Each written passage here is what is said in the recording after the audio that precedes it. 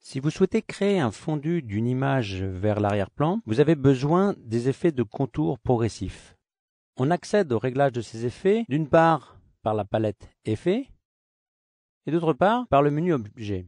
C'est par cette voie que nous allons étudier le contour progressif. Donc Objet, Effets, puis Contour progressif simple.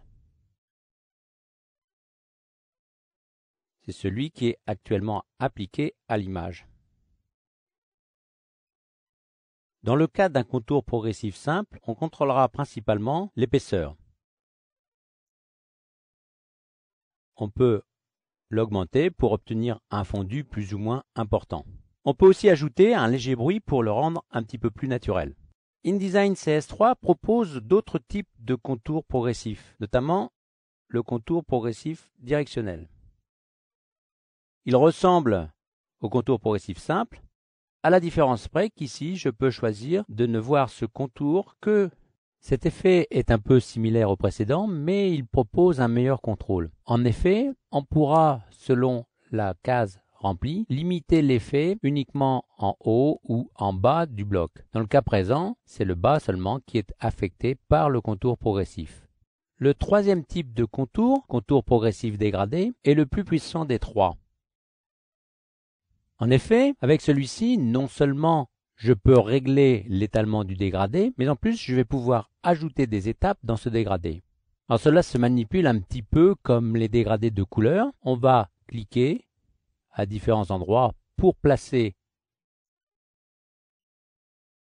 une étape intermédiaire, puis on va régler l'opacité pour cette étape. Par exemple ici, je peux demander à avoir une opacité de 100%, alors que là, je peux la mettre à 0%.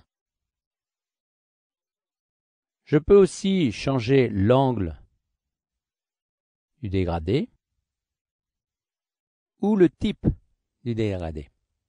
Je préfère linéaire et je vais l'étaler un petit peu plus. Voilà, comme ça me convient. Je vais revenir un instant dans le réglage que je viens de faire pour vous montrer une option nouvelle dans InDesign CS3. C'est le fait de pouvoir appliquer désormais l'effet soit à l'objet ou à son contour ou à son fond. Par défaut, c'est à l'objet qu'il est appliqué.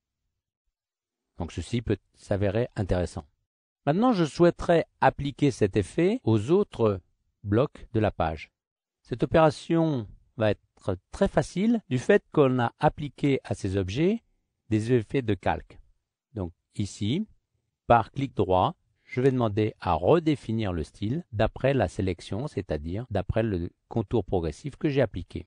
Automatiquement, l'effet s'applique aux autres blocs. Je vais dézoomer.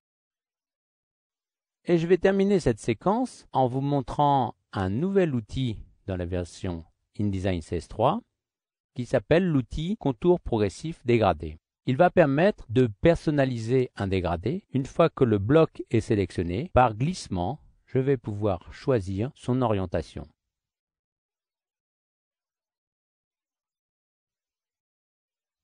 Comme vous avez pu le constater, dans cette version d'InDesign CS3, les réglages de contour progressif ont bien évolué.